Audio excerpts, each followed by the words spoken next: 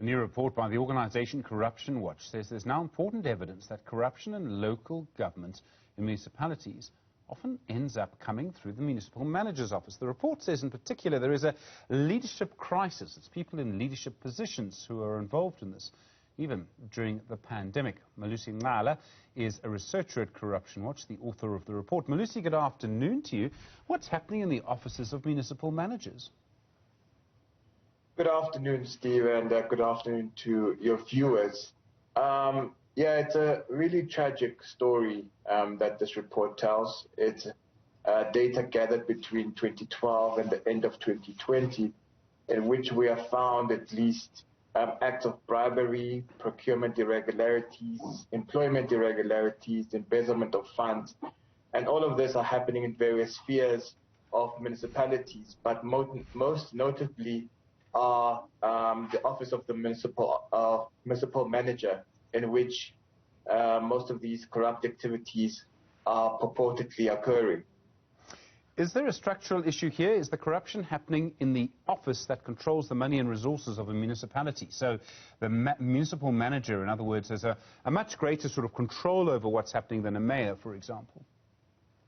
Yeah, I mean, you know, we often and correctly think that councils ultimately design the laws by which community members live by in various municipalities. But a lot of power is concentrated in the administrative arm of municipalities. This is where you find adjudication committees for tenders, for example, or issues of recruitment are decided in that space as well. So we need to think about how is this power being used responsibly or not, and are we holding these officials accountable for their actions? Well, I mean, is it the actual municipal managers or is it people in the office of the municipal manager? And I imagine each case has its own features. Each case can be quite different.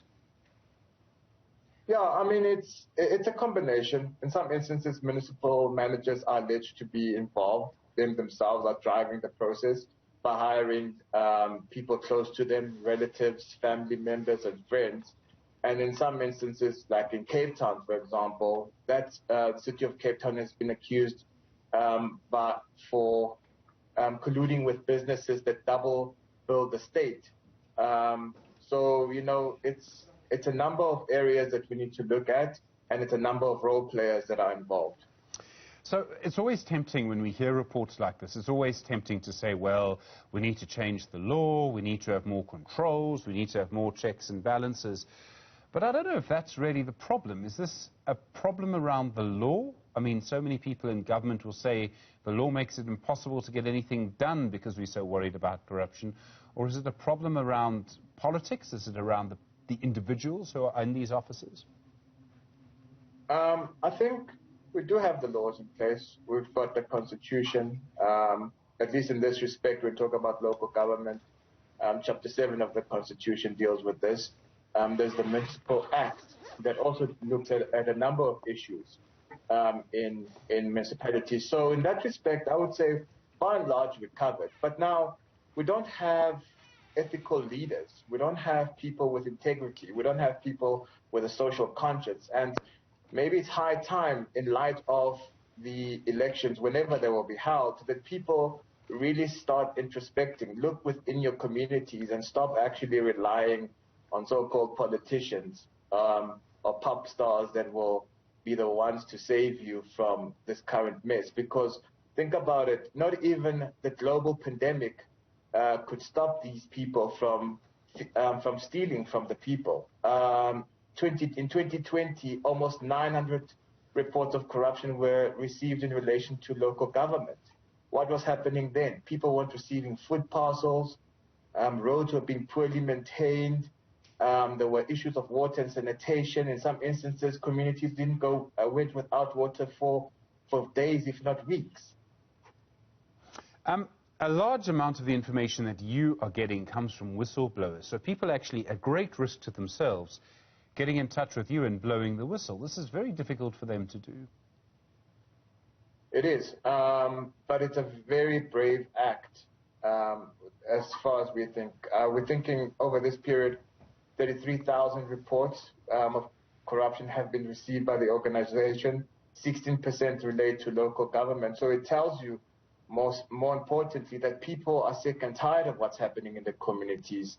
It's a heavy burden that they have to deal with, seeing relatives and other community members houseless or homeless, you know. So people have decided that in the absence of good leaders in the communities, or at least in municipalities, and in the absence of anyone actually listening to them, they will reach out to civil society organizations such as ourselves and to say that this is what's happening, and to trust us to say this is the picture and this is the evidence that we have speaking to these facts. Are we giving enough protection to whistleblowers? I mean, are they seeing, and I suppose this is maybe the most important thing, someone blows the whistle on crime, on corruption. If they see consequences for the people involved in the corruption, they know they've done the right thing. But if they see no consequences, well, then they've put themselves at risk for nothing. Yeah, it's double-edged sword. Fortunately, actually, we're busy studying this aspect of as well, whether whistleblowers actually feel safe to report issues of corruption, and we will be releasing a study looking at that later this year. As far as we're concerned, at Corruption Watch, we're taking all precautions that we possibly can to protect whistleblowers. Fortunately, we haven't had any incident where someone has said they feel violated or anything of the sort. But, you know, it's something, the jury's still out on that, to say that do we need to do more to protect whistleblowers, because we do have the Protectors Disclosures Act that is supposed to safeguard whistleblowing in South Africa. Do you believe that we're protecting them properly? I mean, there's been a lot of conversation around this. In fact, the President spoke about this, wrapping up his testimony at the Zondo Commission around whistleblowing. It's become more and more important in our society. People need to be encouraged to do it. They need to be protected. We also need to make sure it doesn't become, I think there's an old phrase, a troublemaker's letterbox. People don't claim to be blowing the whistle when really they're just trying to protect themselves. Yeah, Steve, but I mean, that's ultimately up to the law enforcement, right? So what measures do they have in place? Are they actually making use of PDA to say this is how we're going to implement it to protect whistleblowers? But most importantly, if we conduct proper investigations, we are able to discern what are fallacious allegations and what is actually true. But either way, we can't just dismiss people for for making a complaint on the basis that it might just be purely political. We need to take every matter into account and investigate appropriately. Melusi Ncala, thanks very much indeed, author of the report for Corruption Watch, a researcher there. Do appreciate the time. Well,